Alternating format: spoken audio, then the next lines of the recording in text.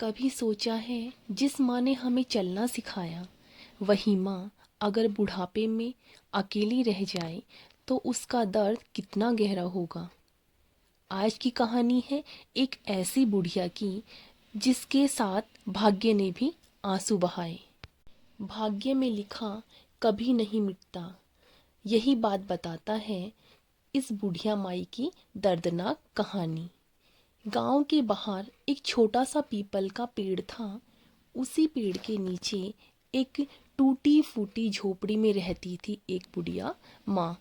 झुर्रियों से भरा चेहरा, कांपते हाथ, झुकी हुई कमर और आंखों में ऐसा दर्द जिसे शब्दों में बयां करना मुश्किल था।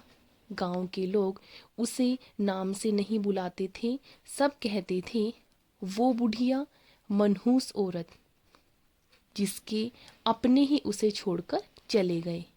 लेकिन कोई नहीं जानता था कि उस बुढ़िया का जीवन कभी खुशियों से भरा हुआ था। उस बुढ़िया का नाम था कमला देवी। आज वह अकेली थी, लेकिन कभी उसके आंगन में बच्चों की किलकारियां गूंजा करती थी। कमला देवी की शादी बहुत कम उम्र में हो गई थी। पति रामदीन मेहनती किसान थे। छोटा सा घर था, लेकिन प्यार भरा घर था। कुछ ही वर्षों में भगवान ने उन्हें 3 बच्चे दिए, 2 बेटे और एक बेटी। कमला देवी अपने बच्चों को भगवान मानती थी। दिन रात मेहनत करती, कभी अपने लिए कुछ नहीं मांगा। एक साल गांव में भयानक सूखा पड़ा।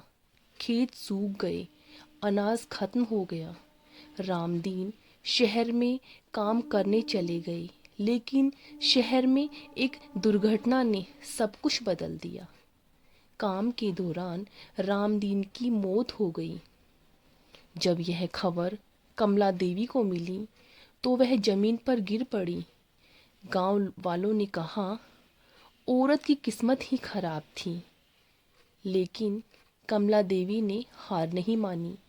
पति के बाद उसने माँ और बाप दोनों का फर्ज निभाया।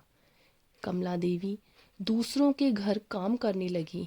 कभी खेतों में मजदूरी करती, कभी गाय भैंस का गोबर उठाती। अपने बच्चों को कभी भूखा नहीं सोने दिया। खुद आधा पेट खाकर भी बच्चों को पूरा खिलाती थी। समय बीतता गया, बच्चे बड़े हुए। बड़े बेटे की शादी हुई, घर में बहू आई। शुरुआत में सब कुछ ठीक चल रहा था, लेकिन धीरे धीरे बहू को कमला देवी की मौजूदगी चुभने लगी। दिन भर बैठी रहती है, काम कुछ करती नहीं। बेटा भी बहू की बातों में आ गया। छोटा बेटा शहर चला गया, वहाँ नौकरी मिली, शादी हुई। उसने माँ को अपने साथ ले जाने का वादा किया, लेकिन वह वादा कभी पूरा नहीं हुआ। बेटी ससुराल में परेशान थी। खुद के दुख इतने थे कि माँ को अपने पास रखने की ताकत नहीं थी। कमला देवी सब समझती थी, कभी शिकायत नहीं किया करती थी। एक दिन बड़े बेटे ने साफ कह दिया, माँ अब आप हमारे लिए बोझ हो गई हो। उस दिन कमला देवी का दिल टूट गया। जिस बेटे को उसने दूध पिलाकर इतना बड़ा किया, आज वही उसे बोझ कह रहा था। अगले दिन कमला देवी को गांव के बाहर पुरानी झोपड़ी में छोड़ दिया गया। दिन कटते गए, कभी कोई खाना दे जाता, कभी पूरा दिन भूखी रहती, ठंड में कांपती, बरसात में भीगती। लेकिन वह हर रात भगवान से बस एक ही प्रार्थना किया करती थी, हे प्रभु मेरे बच्चों को सुखी रखना।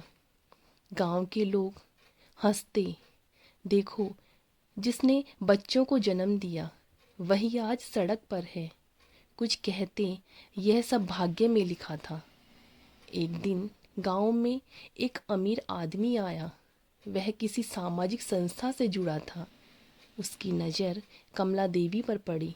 उसने पूछा, माँ, आप यहाँ अकेली क्यों रहती हो?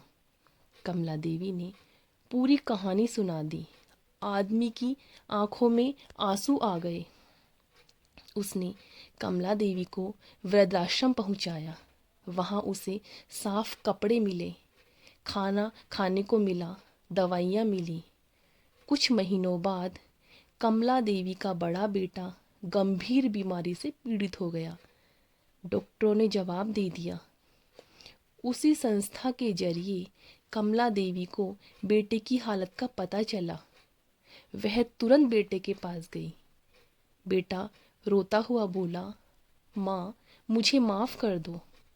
कमला देवी ने कांपते हाथों से बेटे के सिर पर हाथ रखा।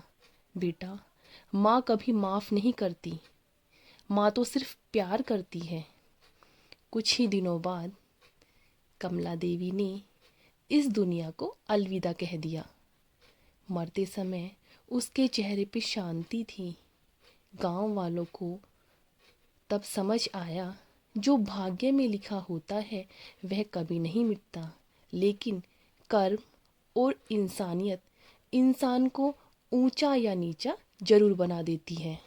यह कहानी हमें यह सिखाती है कि माता पिता बोझ नहीं होते, वो भगवान का रूप होते हैं।